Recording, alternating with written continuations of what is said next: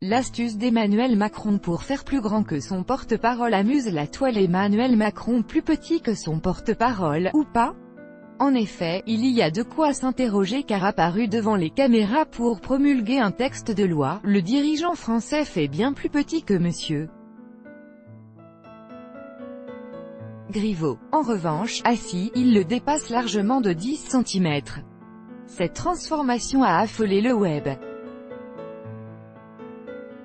Suivant le modèle de son homologue américain visant à promulguer devant les caméras de télévision les textes de loi considérés comme les plus emblématiques de sa mandature, Emmanuel Macron a fait une apparition à la télévision le 27 juin en compagnie de la ministre des Transports Elisabeth Borne et du porte-parole du gouvernement Benjamin Griveaux.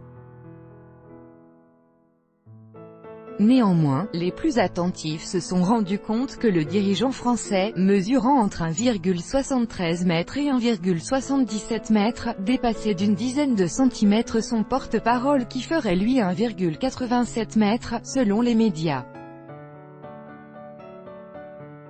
Cette scène cocasse n'est pas passée inaperçue.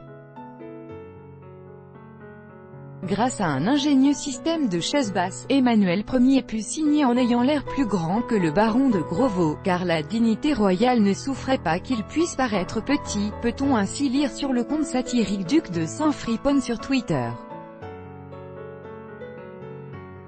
Les internautes n'ont pas tardé à réagir, versant des propos acides et venimeux en commentant cette scène sur la twittosphère.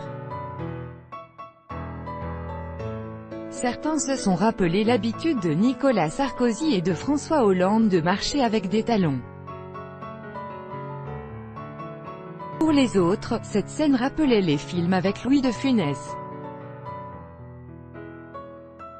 Il y a eu des internautes qui ont ironisé en essayant d'imaginer une chaise digne du président de la République.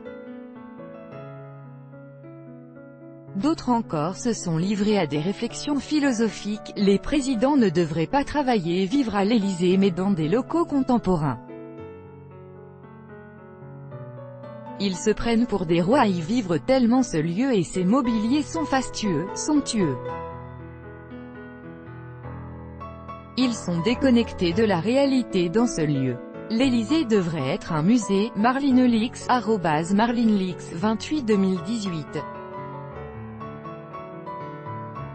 Finalement, c'est l'ironie qui a pimenté la plupart des commentaires.